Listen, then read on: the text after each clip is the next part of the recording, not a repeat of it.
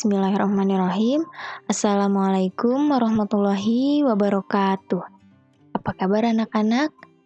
Semoga kita semua selalu diberikan kesehatan oleh Allah Subhanahu wa taala.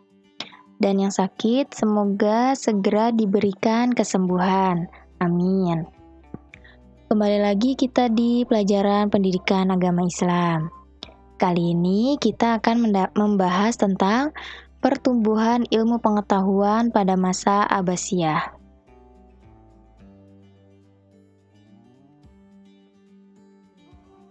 Kita akan membahas terlebih dahulu Daulah Abbasiyah. Pemerintahan Daulah Abbasiyah merupakan kelanjutan dari pemerintahan sebelumnya, yaitu Daulah Umayyah. Jadi setelah Daulah Umayyah runtuh, maka dilanjutkan oleh Daulah Abbasiyah. Pendiri Daulah Abbasiyah adalah Abdullah al-Saffah bin Muhammad bin Ali bin Abdullah bin al-Abbas ya. Kemudian, kekuasaan Daulah Abbasiyah berlangsung dalam rentang waktu yang cukup panjang, yaitu dari tahun 132 Hijriah sampai 656 Hijriah ya. Selanjutnya, periode masa pemerintahan Daulah Abbasiyah. Jadi, Daulah Abbasiyah ini terbagi menjadi 5 periode. Ada periode pertama, periode kedua, periode ketiga, periode keempat, dan periode kelima ya. Nah, periode pertama disebut sebagai periode pengaruh Arab dan Persia pertama. Periode kedua disebut sebagai periode pengaruh Turki pertama. Periode ketiga yaitu masa kekuasaan dinasti Bani Buaih dalam pemerintahan Khilafah Abbasiyah. Disebut sebagai periode pengaruh Persia kedua. Kemudian periode keempat yaitu masa kekuasaan Daulah Bani Saljuk dalam pemerintahan Khilafah Abbasiyah. Disebut sebagai periode pengaruh Turki kedua di bawah kendali Kesultanan Seljuk Raya. Dan periode kelima atau periode terakhir yaitu masa khalifah bebas dari pengaruh dinasti lain, tetapi kekuasaannya hanya efektif di sekitar kota Baghdad dan diakhiri oleh invasi dari bangsa Mongol. Pusat pemerintahan Daulah Abbasiyah terletak di Baghdad, ibu kota negara yang baru setelah Al-Hashimiyah. Jadi, awalnya ibu kota negaranya itu terletak di Al-Hashimiyah, tetapi oleh Khalifah Al-Mansur dipindahkan ke Baghdad ya. Di ibu kota negara yang baru, Al-Mansur, yaitu khalifah yang kedua, melakukan konsolidasi dan penertiban pemerintahannya diantaranya dengan membuat semacam lembaga eksekutif dan yudikatif. Al-Mansur juga mengangkat wazir sebagai koordinator dari kementerian yang ada. Ya, kayak menteri gitu tapi disebutnya wazir ya. Kemudian, Al-Mansur juga membentuk lembaga protokol negara, sekretaris negara, dan kepolisian negara di samping membenahi angkatan bersenjata. Jadi, administrasi negara itu dibenahi lagi gitu. Kemudian, pada masa Al-Mahdi atau Khalifah ketiga, perekonomian mulai meningkat dengan peningkatan di sektor pertanian dan hasil pertambangan. Daulah Abbasiyah mengalami masa keemasan pada masa pemerintahan Khalifah Harun ar-Rasyid dan putranya yaitu Al-Ma'mun. Harun ar-Rasyid mendirikan pemandian umum, rumah sakit, lembaga pendidikan dokter, dan farmasi. Jadi saat itu dalam bidang kesehatan masyarakat ini sangat maju pada zamannya Harun ar-Rasyid. Pada saat ini juga permulaan tumbuhnya ilmu pengetahuan melalui sektor pendidikan. Nah, jadi pada zamannya Harun ar-Rasyid juga dimulainya pertumbuhan ilmu pengetahuan. Pada masa Al-Ma'mun, penerjemahan buku-buku asing digalakkan dengan didirikannya Baitul Hikmah sebagai pusat penerjemahan. Nah, pertumbuhan ilmu pengetahuan ini dilanjutkan pada masanya Al-Ma'mun, yaitu jadi penerjemahan buku-buku asing itu banyak banget gitu ya, sampai didirikan Baitul Hikmah sebagai pusat penerjemahan. Kemudian pada masa Al-Mu'tasim, kekuatan militer Bani Abbasiyah menjadi sangat kuat. Banyak terjadi konflik dan pemberontakan tetapi dapat dipadamkan. Nah, itu tadi adalah perjalanannya Daulah Abbasiyah.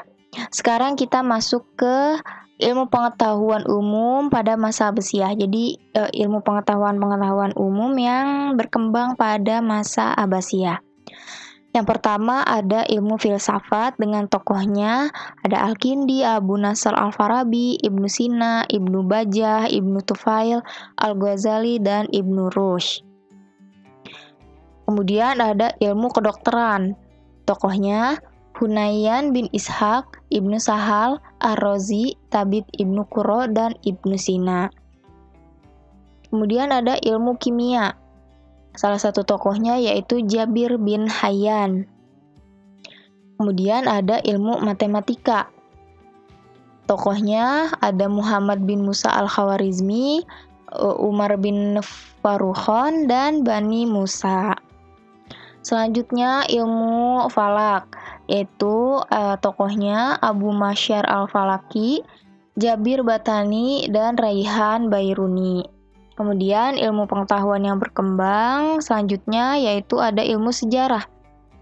Tokohnya yaitu Muhammad bin Sa'ad dan Muhammad bin Ishaq. Selanjutnya ada ilmu bumi. Salah satu tokohnya yaitu Hisham al-Kalbi. Selanjutnya ada ilmu astronomi. Tokohnya yaitu Muhammad al-Farazi, Muhammad bin Musa al-Khawarizmi, Al-Ghatani, Al-Farghani, Al-Batiyani, Al-Biruni, dan Abdurrahman al-Sufi. Jadi ada banyak ya ilmu pengetahuan umum yang berkembang pada masa Abbasiyah ya. Selanjutnya, nah tadi ilmu pengetahuan umum, sekarang ilmu pengetahuan Islam yang berkembang pada masa Abbasiyah. Yang pertama ada ilmu kalam. Tokohnya Wasil bin Atha, Abu Huzail al-Alaf, Adam, Abu Hasan al-Asy'ari, Imam al-Ghazali, Baqilani, Sajastani, dan lain-lain. Jadi masih banyak ya. Kemudian ada ilmu tafsir. Nah, tokoh ilmuannya yaitu Ibnu Jarir At-Tabari, Ibnu Atiyah al-Andalusi, As-Suda, Muqatil bin Sulaiman, Muhammad bin Ishaq, dan lain-lain. Selanjutnya ada ilmu hadis. Tokoh ilmuannya ada Imam Bukhari, Imam Muslim, Ibnu Majah, Abu Dawud, At-Tirmidzi, An-Nasa'i, dan lain-lain. Selanjutnya ada ilmu tasawuf. Tokoh ilmuannya yaitu Al-Qusairi, Syahabuddin, Imam Al-Ghazali, Al-Wajiz, dan lain-lain. Selanjutnya ada ilmu fikih. Tokohnya ada Imam Abu Hanifah, Imam Maliki, Imam Syafi'i, dan Imam Ahmad bin Hambal. Nah, sekarang kita bahas ilmuwan-ilmuwan muslim yang terkenal ya, dan beserta karya-karyanya. Yang pertama ada Ibnu Sina. Ibnu Sina ini dikenal sebagai bapak ilmu kedokteran modern ya, jadi ahli di bidang ilmu kedokteran. Karyanya yaitu Al-Qanun dan Ensiklopedia Kitab Asy-Syifa ya. Kemudian yang kedua ada Ibnu Haytham. Nah, Ibnu Haytham ini dikenal sebagai bapak ilmu fisika ya.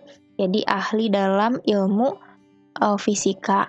Karyanya Ibnu Haytham yang menemukan hukum pembiasan. Kemudian Ibnu Haytham juga menciptakan cermin kanta cekung dan kanta cembung. Dan Ibnu Haytham juga yang melukis pergerakan planet-planet.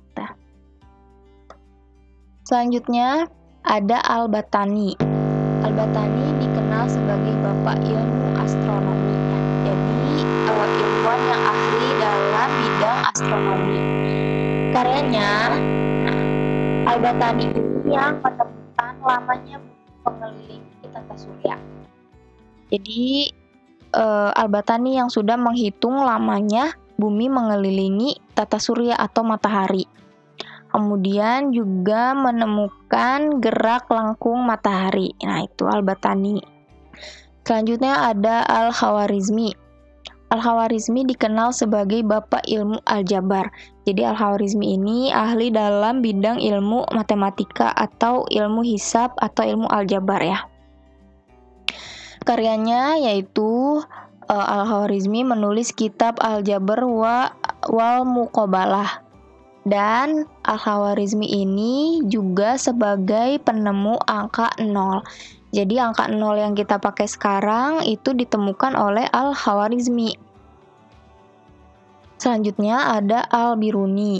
Al-Biruni dikenal sebagai bapak ilmu geodesi. Karyanya nih ada banyak nih. Jadi ternyata Al-Biruni ini tidak hanya ahli dalam satu ilmu ya. Nih, karyanya dalam bidang astronomi yaitu The Chronology of Ancient Nations, ada Masudik Canon dan Al-Qanun Al-Mas'udi. Nah, itu dalam bidang astronomi. Kemudian ada dalam bidang astrologi. Ya, karyanya yaitu The Elements of Astrology. Kemudian ada dalam bidang sejarah ya. Karyanya berjudul Kronologi. Kemudian dalam bidang geologi, karyanya berjudul Fi Tahqiq Ma li Hindi. Ya. Kemudian dalam bidang mineralogi, karyanya berjudul Al-Jawahir atau Book of Precious Stones. Ya, itu Al-Biruni ya. Karyanya banyak ya. Selanjutnya ada Ibnu Khaldun. Ibnu Khaldun dikenal sebagai bapak ilmu-ilmu sosial dan budaya. Karyanya ada buku Muqaddimah, kemudian ada buku Al-Ibar wa Diwanul Mubtada awil Khobar di Ayamil Arab wal Ajam wal Barbar wa Man Asarohum min Dawi Sultan Al-Akbar. Ya. Nah, judulnya bahasa Arab ya. Kemudian ada buku lagi judulnya At-Ta'rif Ibnu Khaldun. Kemudian karyanya yang selanjutnya yaitu Lubab Al-Muhassal fi Usuluddin. Nah, itu tadi karya-karya dari Ibnu Khaldun. Selanjutnya tadi ada perkembangan ilmu pengetahuannya. Sekarang kita bahas perkembangan kebudayaan pada masa Abbasiyah. Yang pertama, administrasi pemerintahan dengan biro-bironya, sistem organisasi militer, administrasi wilayah pemerintahan. Nah, itu berkembang ya, administrasi pemerintahannya itu lebih berkembang. Kemudian, di sektor pertanian, perdagangan, dan industri. Nah, itu juga berkembang. Kemudian, islamisasi pemerintahan, kajian dalam bidang kedokteran, astronomi, matematika, geografi, historiografi, filsafat Islam, fikih, dan etika Islam. Jadi, yaitu perkembangan atau kajian-kajian dalam bidang ilmu-ilmu pengetahuan. Nah, kemudian sastra, seni, penerjemahan, serta pendidikan kesenian, arsitektur meliputi pendidikan dasar, menengah, dan perguruan tinggi. Jadi, dalam bidang sastra, terus seni, ya itu juga berkembang pada masa Abbasiyah. Kemudian perpustakaan dan toko buku. Nah, di sini perpustakaan dan toko buku juga berkembang pesat pada masa Abbasiyah. Yang terakhir, media tulis, seni rupa, seni musik, dan arsitek. Nah, itu juga berkembang pada masa Abbasiyah. Oke, cukup sekian materi kita kali ini. Semoga kalian paham apa yang Ibu jelaskan. Ibu mohon maaf apabila ada kata-kata Ibu yang salah. Ibu akhiri. Terima kasih. Wassalamualaikum warahmatullahi wabarakatuh.